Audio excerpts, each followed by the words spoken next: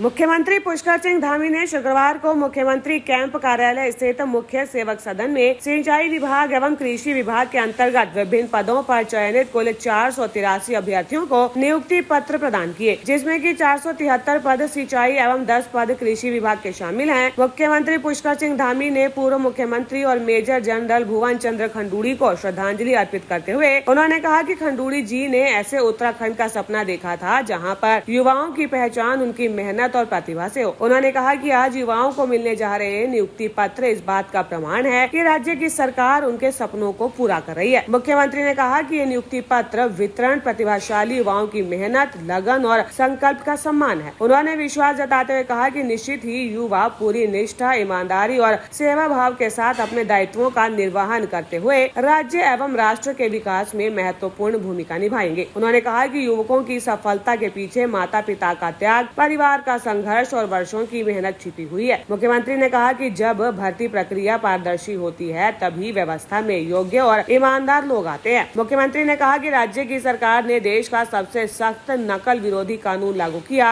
नकल विरोधी कानून के परिणाम सामने आ रहे हैं। नौकरी में चयन मेहनत और प्रतिभा से हो रहा है। ये नई कार्य संस्कृति उत्तराखंड की सबसे बड़ी ताकत बन रही है, जिसका परिणाम है कि 4.5 वर्षों में सरकार में करीब 33,000 युवाओं को सरकारी नौकरी मिली है। मुख्यमंत्री ने यह भी कहा कि सभी का लक्ष्य देवभूमि उत्तराखंड की सेवा करना होना चाहिए। कोई भी विभाग भवनों और फाइलों से नहीं अपितु कर्मठ और ईमानदार लोगों से चलता है। उन्होंने कहा कि प्रधानमंत्री नरेंद्र मोदी के नेतृत्व में देश विकसित भारत 2047 के संकल्प के साथ आगे बढ़ रहा है। प्रधानमंत्री के मार्गदर्शन में राज्य सरकार भी सिंचाई एवं कृषि क्षेत्र को मजबूत बनाने के लिए निरंतर कार्य कर रही है। मुख्यमंत्री ने कहा कि उत्तराखंड विकास की नई ऊंचाइयों को छू रहा है। प्रदेश की GSDP विकास दर 7.23% दर्ज की गई है। पिछले 4 वर्षों में प्रति व्यक्ति आय में लगभग 41% की वृद्धि हुई है। राज्य का बजट आकार 1 लाख करोड़ रुपए से अधिक हो चुका है। बेरोजगारी दर में रिकॉर्ड गिरावट आई है। रिवर्स पलायन में उल्लेखनीय वृद्धि हुई है और आज पहाड़ का युवा पलायन नहीं बल्कि संभावनाएं दिख रहा है। सिंचाई मंत्री सतपाल महाराज ने सभी चयनित युवाओं को शुभकामनाएं देते हुए उन्होंने कहा कि ये पल उत्तराखंड के विकास की यात्रा में युवाओं की सक्रिय सहभागिता का शुभारंभ है। उन्होंने कहा कि मुख्यमंत्री के नेतृत्व में प्रदेश में पारदर्शी, निष्पक्ष एवं योग्यता आधारित भर्ती प्रक्रिया को निरंतर मजबूती मिली है। उत्तराखंड का युवा ये महसूस करने लगा है कि उसकी मेहनत, प्रतिभा और समर्पण का उसे लाभ अवश्य मिलेगा। सिंचाई मंत्री ने कहा कि सिंचाई विभाग केवल नहरों और परियोजनाओं का विभाग नहीं बल्कि किसानों की समृद्धि, जल संरक्षण और ग्रामीण अर्थव्यवस्था का मजबूत आधार भी है। उन्होंने विश्वास जताते हुए कहा कि नव नियुक्त कर्मचारी राज्य की प्रगति और जनता की अपेक्षाओं के भी सहभागी बनेंगे। न्यूज़म के लिए